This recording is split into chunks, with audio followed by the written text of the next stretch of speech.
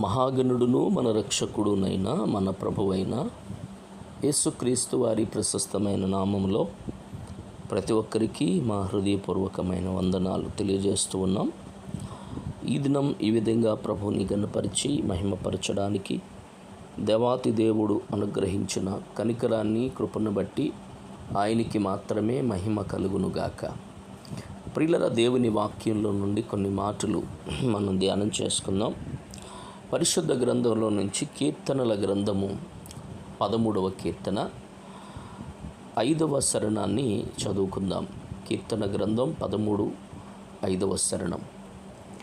నేనైతే నీ కృపయందు నమ్మిక ఉంచి ఉన్నాను, నీ రక్షణ విషయమై నా హృదయము హర్షించుచున్నది. యెహోవా నాకు మహోపకారములు చేసి ఉన్నాడు, నేను ఆయనను కీర్తించెదను. చూడండి, దేవుని వాక్యంలో భక్తుడైన దావీదు చెబుతున్నాడు, నేనైతే నీ కృపయందు నమ్మిక ఉంచి ఉన్నాను. నేనైతే అని మాట్లాడుతున్నాడు. మరొక చాడు అంటాడు కదా, నేనైతే దేవుని మందిరములో పచ్చని ఒలీవ మొక్కలాగున్నాను అని అంటాడు. నేనైతే నువ్వైతే ఎక్కడున్నావు? నువ్వైతే నీ హృదయం ఎలా ఉంది? ఇక్కడ గమనిస్తే గనుక, నేనైతే నీ కృపయందు నమ్మిక ఉంచి ఉన్నాను, నీ కృపలో నమ్మిక ఉంచాను, నీ మీద నమ్మకం ఉంది దేవా అని మాట్లాడి అంటున్నాడు. నీ రక్షణ విషయమై నా హృదయము ఆనందపడుతుంది, నీ రక్షణ విషయమై నా హృదయం ఆనందపడుతుంది. యెహోవా నాకు మహోపకారములు చేసి ఉన్నాడు, నేను ఆయనను కీర్తిస్తా. ప్రియులరా, గమనించాలి, దేవుని వాక్యం చెబుతుంది. భక్తుడు అంటాడు, నేనైతే నీ కృపయందు నమ్మిక ఉంచి ఉన్నాను, రక్షణ విషయములో నా హృదయం హర్షిస్తుంది. నీవు ఆయన కృపలో నమ్మిక ఉంచితే, నీ రక్షణ విషయంలో నువ్వు ఆనందపడితే, నీ హృదయము ఆయన మహోపకారములు చేశాడు. అందును బట్టి దేవునిని కీర్తించాలి, అందును బట్టి దేవునిని మహిమపరచాలి. ఎందుకు ఈ మాట ఆయన మాట్లాడవలసి వచ్చేది? నేనైతే నీ కృపయందు నమ్మిక ఉంచుతున్నానని ఎందుకు మాట్లాడాడు ఆయన అనే విషయాలు మనం గమనిస్తే కనుక, మొదటి వచనం నుండి మనం చదువుకుందాం. 13వ కీర్తన మొదటి శరణం. యెహోవా ఎన్నాళ్ల వరకు నన్ను మరిచిపోదువు? నిత్యము మరిచెదవా? నాకెంతకాలము విముఖుడవై ఉండువు?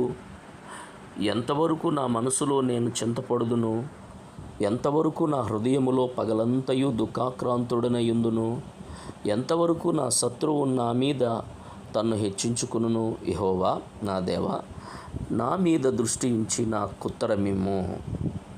నేను మరణ నిద్ర నొందకుండను, వాని గెలిచితినని నా శత్రువు చెప్పుకొనకుండను నేను తూలిపోయి ఉండగా, నా విరోధులు హర్షింపకుండను నా కనులకు వెలిగిమ్ము. చూడండి, ఎందుకు ఈ మాట దావీదు మాట్లాడవలసి వచ్చింది అని అంటే గనుక, ఇక్కడ వాక్యం అంటుంది, ఎన్నాళ్ల వరకు నీవు నన్ను మరిచెదవు? ఎంతవరకు నన్ను విడిచిపెడతావు? నిజంగా చెప్పాలంటే దేవుడు మనల్ని మర్చిపోతాడా? దేవుడు మనల్ని విడిచిపెడతాడా? ప్రియులరా, గమనించాలి. లేక నువ్వు దేవుణ్ణి విడిచిపెడుతున్నావా? నువ్వు అనుకున్నట్లుగా దేవుడు నిన్ను విడిచిపెట్టేవాడు కాదు. విడిచిపెట్టి ఉంటే ఇంతవరకు బ్రతుకుండేవాళ్ళం కాదు. అందుకే వాక్యం అంటుంది, యెహోవా మమ్మను మరిచిపోలేదు, ఆయన మమ్మను ఆశీర్వదించును అని. ప్రియులరా, దేవుణ్ణి నువ్వు మర్చిపోవచ్చు, కానీ దేవుడు నిన్ను మర్చిపోడు.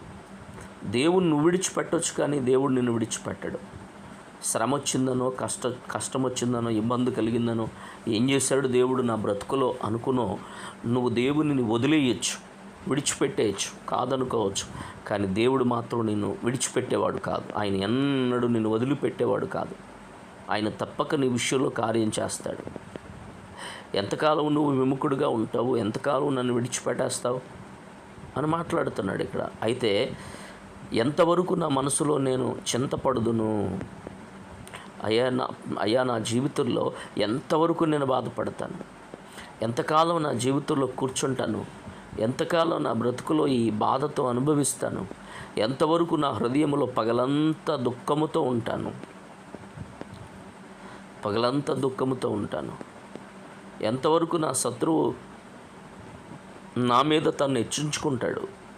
నిజమే ప్రియులారా, నీ జీవితంలో కూడా ఎదురవుతున్న సమస్యలను చూసి, ఎదురవుతున్నటువంటి పరిస్థితులను చూసి నీవు కూడా కలవరపడుతూ, కంగారు పడుతూ, నీ జీవితాన్ని అరే ఏంటి పరిస్థితి అని మాట్లాడవలసి వస్తుందేమో.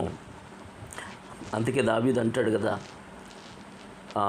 ప్రియులారా, మొదటి సమూయేలు గ్రంథం 18:29లో దావీదునకు మరి ఎక్కువగా భయపడి ఎల్లప్పుడూ దావీదు మీద